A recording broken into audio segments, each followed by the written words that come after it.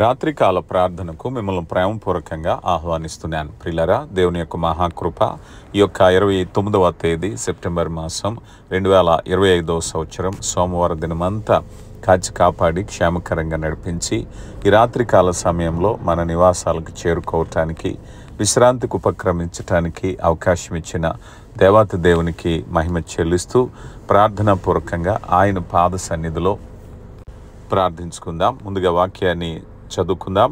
36వ సంకీర్తన 8వ చరణం.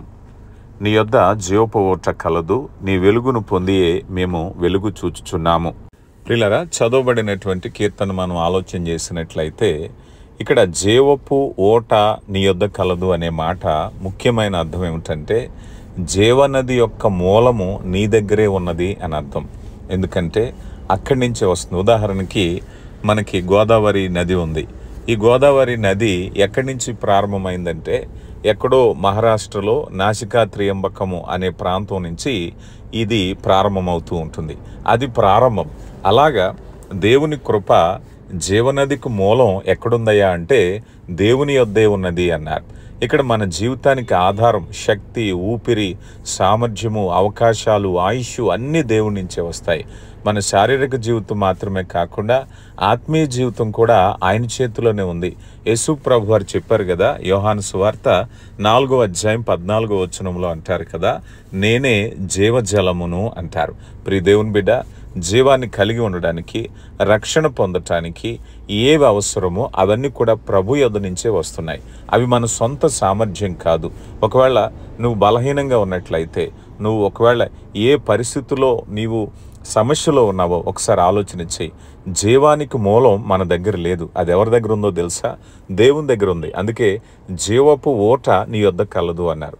సరైన తర్జుమాలో ఈ మాట ఏమని చెప్పాలి అంటే, అయా జీవానికి మూలము నీ దగ్గరే ఉంది, అక్కడి నుంచే మేము జీవిస్తున్నాం. ప్రియులారా, గమనించండి. కనుక జీవానికి మూలం ఆయన దగ్గర ఉంది కనుక మనము ఆ జీవము కొరకు ఆయన వేడుకొనాలి, ప్రార్థించాలి. ఈ చరణంలో 2వ భాగంలో అంటున్నారు కదా, మేము వెలుగును చూచుచున్నాము అన్నారు. ఇక్కడ వెలుగు అనే మాట బుద్ధి, జ్ఞానము, మార్గదర్శకము, సత్యము దేవునిలోనే లభిస్తాయి. మనం స్వయంగా ఎక్కడుంటామంటే చీకట్లో ఉంటాం. అది ప్రకాశించినప్పుడే, ఆ వెలుగు మన మీదకి వచ్చినప్పుడే ఆ వెలుగులో మనం ప్రకాశిస్తాం. యోహాను సువార్త 8:12లో లోకమునకు వెలుగును నేనే అని చెప్పారు. ఉదాహరణకి రాత్రి చీకటిగా ఉంటుంది, పగలు వెలుతురుగా ఉంటుంది. రాత్రి మనం విద్యుత్ దీపాల మీద ఆధారపడతాం. ఉదయం మనకు అవకాశం లేదు.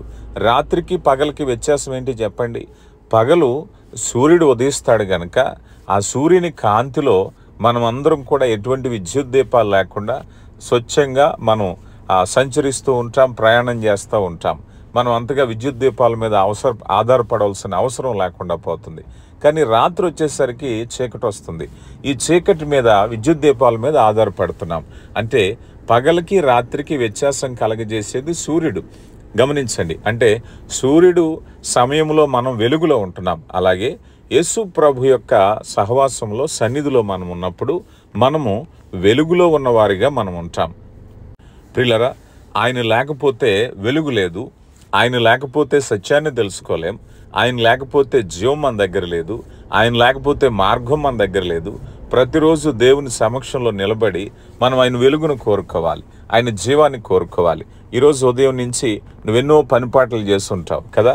నీకు అవసరమైనటువంటి సమస్తాన్ని అనుగ్రహించేవాడు దేవుడే. అందుకే ఉదయం లేచినప్పుడు నువ్వు కోరుకోవాల్సింది ఏమిటాయా అంటే, అయ్యా నీ నుంచి నాకు జీవం కావాలి, నీ నుంచి నాకు వెలుగు కావాలి, నీ నుంచి నాకు సత్యము కావాలి. ప్రభు వెలుగు మనలో లేనప్పుడు చీకటి, బంధకాలు, సమస్యలు, వేదనలు వీటన్నిటికీ గల కారణం దేవుని సహవాసంలోనే లోతైన ఆనందాన్ని మనం పొందుకుంటాం. లోతైనటువంటి దేవుని యొక్క సంతోషాన్ని మనం పొందుకుంటాం. దేవునిపై ఆధారపడదాం, అట్టి సంతోషాన్ని మనం పొందుకుందాం. దేవుడు మిమ్మల్ని దీవించునుగాక. ప్రియులారా, ప్రార్థించుకుందాం. ప్రార్థనలో గుర్తుంచుకోవాల్సిన విషయాలు: మొదటిగా, రేపు ఐనవేలులో మనకి అభిషేక ఆరాధన జరుగుతుంది. అమలాపురం దగ్గర ఐనవేలులో ఉదయం 10 గంటల నుంచి 1 గంట వరకు జరిగే అభిషేక ఆరాధనకు అవకాశం ఉన్న వారందరూ కూడా తప్పక రండి. ప్రేమపూర్వకంగా ఆహ్వానిస్తున్నాం. దేవుడు మిమ్మల్ని దీవించునుగాక. ప్రార్థించుకుందాం. శక్తివంతుడా, ప్రేమ కలిగిన దేవ, నిత్యుడగు తండ్రి, కృపా సత్య సంపూర్ణుడా, మహోన్నతుడా, మీ ఘనమైన శ్రేష్టమైన నామానికి మహిమ చెల్లిస్తున్నామయ్యా. ప్రేమ కలిగిన దేవ, ఈ యొక్క 29వ తేదీ సెప్టెంబర్ మాసం 2025వ సంవత్సరం సోమవారం దినాన్ని బట్టి మహిమ చెల్లిస్తున్నాం. ప్రేమ కలిగిన దేవ, ఈ దినంలో మేము సజీవులుగా ఉండడానికి కేవలం మీ కృప మాత్రమే కారణమై ఉన్నదయ్యా. మహోన్నతుడా, ప్రేమ కలిగిన దేవ, మీ కృపను బట్టి మమ్మల్ని నడిపిస్తున్న మా దేవ, దినమంతా నాయన భద్రపరిచారు, క్షేమకరంగా నడిపించారు. మా పనిపాట్లు, రాకపోకలు సమస్తంలోనూ మీ సన్నిధిని అనుగ్రహించారు. అందును బట్టి మీకు మహిమ చెల్లిస్తున్నాం అయ్యా. ఇదిగో నాయన బిడ్డలు విశ్రాంతికి ఉపక్రమిస్తుంటుండగా శరీర బడలికను తీసివేయండి, అలసటను తొలగించండి. కష్టపడ్డారు నాయన, ఉపశమనాన్ని దయచేయండి. రాత్రి ప్రశాంతమైన విశ్రాంతిని దయచేయండి. పీడకలలు అయ్యా, ఏ విధమైనటువంటి అలసట సమీపించకుండా, నిద్రలేమి లేకుండా నాయన సంపూర్ణమైన విశ్రాంతిని దయచేసి ఉదయం లేచి మిమ్మల్ని స్తుతించి గనపరచటానికి కృప దయచేయండి. ప్రేమ కలిగిన దేవా, ఈ సమయంలో ఇదిగో నాయన బిడ్డలను దీవించండి, బలహీనులను బలపరచండి. ముఖ్యంగా రక్షణ లేనటువంటి వారు, మారుమనసు లేనటువంటి వారిని నాయన హృదయాలు కదిలించి నేడే రక్షణ దినంగా వారు రక్షణ పొందుకోవటానికి కృప దయచేయండి. ప్రేమ కలిగిన దేవా, దినమంతా మరి కష్టపడ్డాం నాయన, మా పనిపాట్లు, కుటుంబాలు, స్నేహాలకి, బంధువులకు సమయాన్ని కేటాయించాం. మమ్మల్ని మేము పరీక్షించుకుని ప్రార్థనకు అయా మీ సహవాసానికి, మీ చిత్తాన్ని నెరవేర్చడానికి సమయం కేటాయించామో లేదో పరిశీలించండి అయా. దినమంతట్లో తలంపు వలన, క్రియ వలన, మాట వలన మీకు విరోధంగా పాపము, అపరాధము చేసినట్లయితే మన్నించండి, సరిదిద్దండి నా దేవా. మీ కృపచేత నింపమని వేడుకుంటున్నాం. ఆశ్చర్యకరుడా, మీకే మహిమ చెల్లిస్తున్నాం. ప్రేమ కలిగిన దేవా, ఈ సమయంలో బిడ్డలను దర్శించండి నా తండ్రి. దినదినము ఆత్మీయంగా వర్ధిల్లాలి. వ్యసనాలు నాయన, బంధకాల్లో ఉన్న వారికి, చీకట్లో ఉన్న వారికి విడుదల దయచేయండి. క్రీస్తు ప్రభు రక్తము చేత కడగండి అయా. మరి సమయంలో ఇదిగో నాయన కుటుంబాలను దీవించండి అయ్యా. కుటుంబాల్లో నాయన సమాధానం దయచేయండి. కుటుంబంలో అందరూ రక్షణ పొందటానికి కృప దయచేయండి. మా బిడ్డల చదువులు, ఉద్యోగ, వివాహ ప్రయత్నాల్లో మీరు ఉండండి. యవన బిడ్డలకు సత్ప్రవర్తన దయచేయండి. మా కుటుంబాలు నాయన ఇదిగో అప్పులు నాయన, ఆర్థిక సమస్యల నుంచి విడుదల కలగచేయండి అయ్యా. మా కుటుంబాల్లో సఖ్యత, ఐక్యత, ప్రేమను దయచేయండి. విరోధ భావాలు తొలగించండి.